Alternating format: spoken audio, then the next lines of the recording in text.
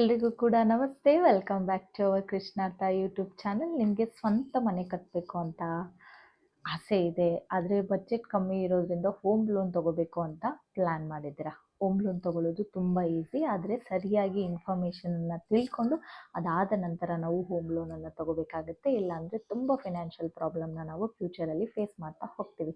ಇವತ್ತಿನ ಈ ಒಂದು ವಿಡಿಯೋದಲ್ಲಿ ನಾನು ಹೋಮ್ ಲೋನ್ ಬಗ್ಗೆ ಬೇಸಿಕ್ ಇನ್ಫಾರ್ಮೇಷನನ್ನು ಶೇರ್ ಮಾಡ್ತೀನಿ.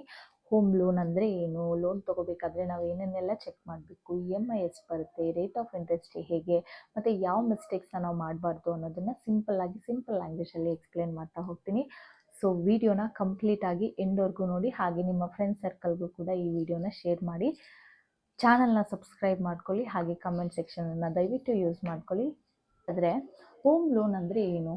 ಈ ಹೋಮ್ ಲೋನ್ ಅಂದರೆ ಬ್ಯಾಂಕ್ ಅಥವಾ ಫೈನಾನ್ಷಿಯಲ್ ಇನ್ಸ್ಟಿಟ್ಯೂಷನ್ ಇರುತ್ತೆ, ನಿಮಗೆ ಮನೆ ಪರ್ಚೇಸ್ ಮಾಡೋಕ್ಕೆ, ಸೈಟ್ ಪರ್ಚೇಸ್ ಮಾಡೋಕ್ಕೆ, ಜೊತೆಗೆ ಕನ್ಸ್ಟ್ರಕ್ಷನ್ ಮಾಡೋಕ್ಕೆ ಅಥವಾ ಇರುವಂತಹ ಹೌಸ್ನ ರಿನೋವೇಟ್ ಮಾಡುವಂಥ ಒಂದು ವಿಷಯಗಳಿಗೆ ಒಂದಷ್ಟು ಫಿನಾನ್ಷಿಯಲ್ ಸಪೋರ್ಟ್ ಅಥವಾ ಲೋನನ್ನು ಕೊಡ್ತಾರೆ. ನೀವು ಬ್ಯಾಂಕಿಂದ ಲೋನನ್ನು ಬಾರೋ ಮಾಡ್ತೀರಾ ಮತ್ತು ಅದನ್ನು ಮಂತ್ಲಿ EMI ಮೂಲಕ ರೀಪೇ ಮಾಡ್ತಾ ಹೋಗ್ತೀರಾ. ಫಾರ್ ಎಕ್ಸಾಂಪಲ್, ಈಗ ನಿಮಗೆ 50 ಲ್ಯಾಕ್ ಹೌಸ್ ಪರ್ಚೇಸ್ ಮಾಡಬೇಕು ಅಂತ ಹೇಳಿದ್ರೆ ಬ್ಯಾಂಕ್ ಅಟ್ಲೀಸ್ಟ್ 80-90% ಅಷ್ಟು ಅಮೌಂಟನ್ನು ಫೈನಾನ್ಸ್ ಮಾಡುತ್ತೆ. ರಿಮೈನಿಂಗ್ ಅಮೌಂಟ್ ಏನಿರುತ್ತೆ ಅಲ್ವಾ, ಅದನ್ನು ಡೌನ್ ಪೇಮೆಂಟ್ ನೀವೇ ನಿಮ್ಮ ಪಾಕೆಟಿಂದ ಮಾಡಬೇಕಾಗುತ್ತೆ. ಅದಕ್ಕೆ ಲೋನ್ ತೊಗೊಳ್ಳೋದಕ್ಕೆ ಮುಂಚೆ ನಾವು ಆದಷ್ಟು ಕೂಡ ಸೇವಿಂಗ್ಸ್ ಇಟ್ಕೊಳ್ಳೋದೇನು ತುಂಬ ಇಂಪಾರ್ಟೆಂಟ್ ಆಗುತ್ತೆ. ಆ್ಯಂಡ್ ನಮಗೆ ರೇಟ್ ಆಫ್ ಇಂಟ್ರೆಸ್ಟ್ನ ಅವಾಯ್ಡ್ ಮಾಡೋದಕ್ಕೂ ಕೂಡ ತುಂಬ ಯೂಸ್ಫುಲ್ ಆಗುತ್ತೆ. ಹಾಗಾದರೆ EMI ಹೇಗೆ ಕ್ಯಾಲ್ಕುಲೇಟ್ ಆಗುತ್ತೆ? EMI ಅಂತ ಹೇಳಿದ್ರೆ ಈಕ್ವಿಟೆಡ್ ಮಂತ್ಲಿ ಇನ್ಸ್ಟಾಲ್ಮೆಂಟ್ ಅಂತ. ಅಂದರೆ ಈಚ್ ಮಂತ್ ನಾವು ಎಷ್ಟು ಬ್ಯಾಂಕ್ಗೆ ಫಿಕ್ಸ್ಡ್ ಅಮೌಂಟ್ನ ಪೇ ಮಾಡ್ತಾ ಹೋಗ್ತೀವಿ, ಆ ಒಂದು ಅಮೌಂಟ್. ಯೂಶಲಿ ಈ EMI ಡಿಪೆಂಡ್ ಆಗೋದು ಯಾವುದ್ರ ಬೇಸ್ ಮೇಲೆ ಅಂತ ಹೇಳಿದ್ರೆ, ಮೊದಲನೇದಾಗಿ loan amount, second one is rate of interest, and third one is loan tenure, ಎಷ್ಟು ವರ್ಷಗಳ ಕಾಲ ನೀವು ಲೋನ್ಗಳನ್ನ ತೊಗೊಳ್ತೀರಾ ಅದು ಕೂಡ ಇಲ್ಲಿ ನಮಗೆ ರೇಟ್ ಆಫ್ ಇಂಟ್ರೆಸ್ಟ್ ಕ್ಯಾಲ್ಕುಲೇಷನ್ಗೆ ಮ್ಯಾಟರ್ ಆಗ್ತಾ ಹೋಗುತ್ತೆ. ಫಾರ್ ಎಕ್ಸಾಂಪಲ್, ಈಗ 40 ಲ್ಯಾಕ್ ಅಷ್ಟು ಲೋನನ್ನು ತೊಗೊಳ್ತಾ ಇದ್ದೀರಾ, ರೇಟ್ ಆಫ್ ಇಂಟ್ರೆಸ್ಟ್ ಬಂದು 8.5% ಇದೆ. ಹಾಗೆ 20 ಇಯರ್ಸ್ ಟೈಮಲ್ಲಿ ನೀವು ಪೇ ಮಾಡಬೇಕು ಅಂತ ಇದ್ದರೆ ಅಪ್ರಾಕ್ಸಿಮೇಟ್ ಆಗಿ ನಿಮಗೆ ಪರ್ ಮಂತ್ ಎಷ್ಟು EMI ಬರುತ್ತೆ ಅಂದರೆ 34,000ಇಂದ 35,000 ಅಷ್ಟು ಬರುತ್ತೆ. ಟೆನ್ಯೂರ್ ಇನ್ಕ್ರೀಸ್ ಮಾಡಿದ್ರೆ EMI ಕಮ್ಮಿ ಆಗ್ತಾ ಹೋಗುತ್ತೆ, ಆದರೆ ಟೋಟಲ್ ಇಂಟ್ರೆಸ್ಟ್ ಏನಾಗುತ್ತೆ ಜಾಸ್ತಿ ಆಗ್ತಾ ಹೋಗುತ್ತೆ. ಹಾಗಂತ ಹೇಳಿ ನೀವು EMI ಕಮ್ಮಿ ಇದೆ ಅಂತ ಲಾಂಗ್ ಟೆನ್ಯೂರ್ ಸೆಲೆಕ್ಟ್ ಮಾಡೋದಕ್ಕೆ ನಾವು ಹೋಗಬಾರ್ದು. ಟೋಟಲ್ ರೀಪೇಮೆಂಟ್ ಕ್ಯಾಲ್ಕುಲೇಟ್ ಮಾಡಿ ನಾವು ನಮ್ಮ tenure, rate of interest and EMIನ ಫಿಕ್ಸ್ ಮಾಡ್ಕೊಳ್ಳೋದು ತುಂಬ ಇಂಪಾರ್ಟೆಂಟ್ ಆಗುತ್ತೆ. ಹಾಗೆ ನೀವು ಗೂಗಲಲ್ಲಿ ಕೂಡ ಹೋಗಿ ಈ EMI ಕ್ಯಾಲ್ಕುಲೇಷನನ್ನು ಬೇಸಿಕ್ ಕ್ಯಾಲ್ಕುಲೇಷನ್ ಮಾಡಿದ್ರೆ ಪರ್ ಮಂತ್ ಎಷ್ಟು ಪೇ ಮಾಡಬೇಕು, ರೇಟ್ ಆಫ್ ಇಂಟ್ರೆಸ್ಟ್ ಏನು, ನಿಮ್ಮ ಟೆನ್ಯೂರ್ ಎಲ್ಲನೂ ಕೂಡ ಕ್ಲಿಯರ್ ಕಟ್ಟಾಗಿ ನೀವು ತಿಳ್ಕೊಬೋದು.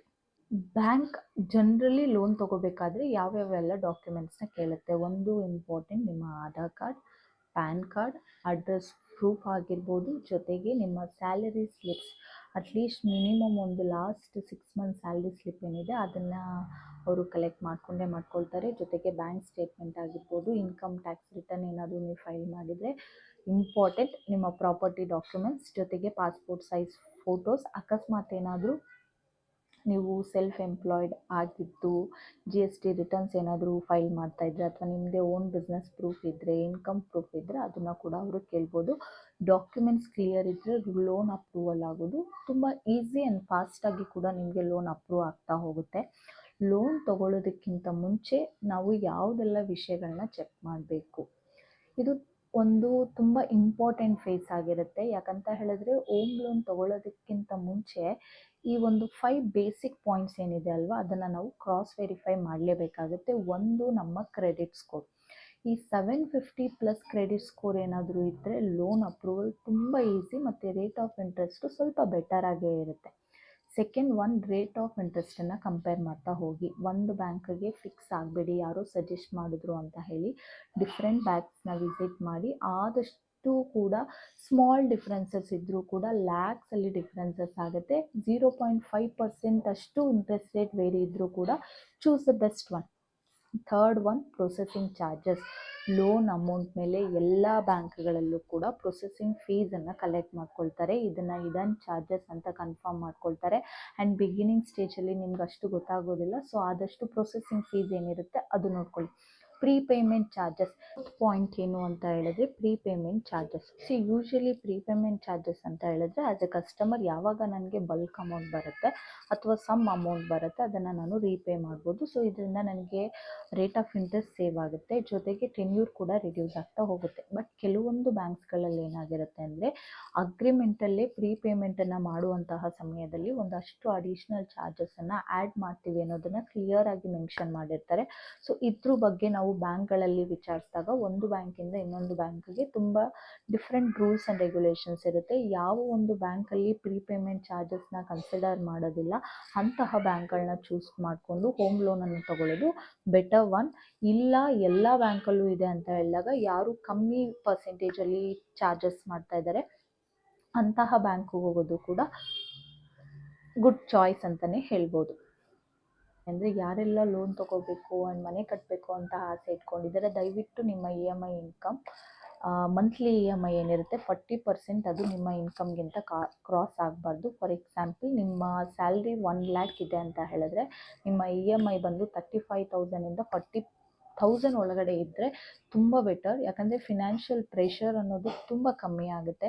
ಅಷ್ಟು ಕಷ್ಟಪಟ್ಟು ಮನೆ ಕಟ್ಟಿ EMI ಬರ್ಡನ್ ಅನ್ನೋ ಒಂದು ದೆವ್ವನ ತಲೆ ಮೇಲೆ ಇಟ್ಕೊಂಡು ನಾವು ಅದನ್ನು ಲೈಫ್ ಲೀಡ್ ಮಾಡ್ತೀವಂದರೆ ತುಂಬ ಫಿನಾನ್ಷಿಯಲ್ ಟ್ರಬಲ್ ಆಗೋಗುತ್ತೆ. ಆದಷ್ಟು ಕೂಡ 40%ಗೆ ನಿಮ್ಮ EMIನ ಫಿಕ್ಸ್ ಮಾಡಿಕೊಂಡ್ರೆ ತುಂಬ ಒಳ್ಳೆಯದು. ಫೈನಲಿ ನಾನು ಏನು ಹೇಳ್ತೀನಿ ಅಂತ ಹೇಳಿದ್ರೆ ಈ ಹೋಮ್ ಲೋನ್ ಅನ್ನೋದು ಲಾಂಗ್ ಟೈಮ್ ಫಿನಾನ್ಷಿಯಲ್ ರೆಸ್ಪಾನ್ಸಿಬಿಲಿಟಿ ಆಗಿಬಿಡುತ್ತೆ. ಲೋನ್ ತೊಗೊಳ್ಳೋದು ತುಂಬ ಈಸಿ, ಆದರೆ ಅದನ್ನು ಸರಿಯಾಗಿ ಮ್ಯಾನೇಜ್ ಮಾಡೋದಿದೆಯಲ್ಲ ಅದೇ ಡಿಫಿಕಲ್ಟ್ ಟಾಸ್ಕ್ ಆಗುತ್ತೆ. ಆದಷ್ಟು ಕೂಡ ಲೋನ್ ತೊಗೋಬೇಕಾದ್ರೆ ಡಾಕ್ಯುಮೆಂಟ್ಸ್ ಏನು ಕೊಟ್ಟಿರ್ತೀರ ಅವು ಟರ್ಮ್ಸ್ ಆ್ಯಂಡ್ ಕಂಡೀಷನ್ಸ್ ಏನಿರುತ್ತೆ ವೆರಿಫೈ ಮಾಡಿ, ಇಂಟ್ರೆಸ್ಟ್ ರೇಟ್ನ ಒಂದು ಬ್ಯಾಂಕಿಂದ ಇನ್ನೊಂದು ಬ್ಯಾಂಕಿಗೆ ಟೈಮ್ ತೊಗೊಂಡು ಆದಷ್ಟು ಕಂಪೇರ್ ಮಾಡಿ, EMIನ ನೀವೇ ಕ್ಯಾಲ್ಕುಲೇಟ್ ಮಾಡಿ, ಹಾಗೆ ನೀವು EMIನ ಪ್ಲ್ಯಾನ್ ಮಾಡ್ತಾ ಹೋಗಿ. ಫಿನಾನ್ಷಿಯಲ್ ಪ್ಲ್ಯಾನಿಂಗ್ ಮಾಡಿ ಲೋನ್ ತೊಗೊಳ್ಳೋದಿದೆಯಲ್ಲ ಅದು ತುಂಬ ಗುಡ್ ಡಿಸಿಷನ್ ಆಗುತ್ತೆ. ಯಾಕಂದರೆ ನಿಮ್ಮ ಹೋಮ್ನ ಡ್ರೀಮ್ ಹೋಮ್ ಏನಿದೆ ಅದನ್ನು ಸ್ಟ್ರೆಸ್ ಇಲ್ಲದೆ ಕಂಪ್ಲೀಟ್ ಆಗುತ್ತೆ. ಅದಕ್ಕೋಸ್ಕರನಾದರೂ ಸ್ವಲ್ಪ ಟೈಮ್ ತೊಗೊಂಡು ಸ್ವಲ್ಪ ಯೋಚನೆ ಮಾಡಿ ನಂತರ ನೀವು ಏನು ಮಾಡಿ ಲೋನ್ಗೆ ಅಪ್ಲೈ ಮಾಡಿ.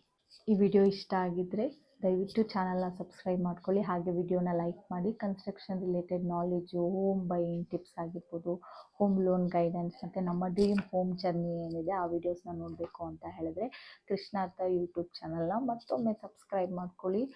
ನಿಮಗೇನಾದರೂ ಇದ್ರ ಬಗ್ಗೆ ಡೌಟ್ ಇದ್ದರೆ ಇನ್ನೂ ಕೂಡ ಮೋರ್ ಇನ್ಫಾರ್ಮೇಷನ್ ಬೇಕು ಅಂತ ಹೇಳಿದ್ರೆ ದಯವಿಟ್ಟು ಕಮೆಂಟ್ ಸೆಕ್ಷನಲ್ಲಿ ಮೆನ್ಷನ್ ಮಾಡಿ. ನೆಕ್ಸ್ಟ್ ವಿಡಿಯೋದಲ್ಲಿ ನಾನು ನಿಮಗೆ ಆ ಒಂದು ಕಮೆಂಟ್ಸ್ಗಳಿಗೆ ಆನ್ಸರ್ ಕೊಡ್ತೀನಿ. Thank you so much.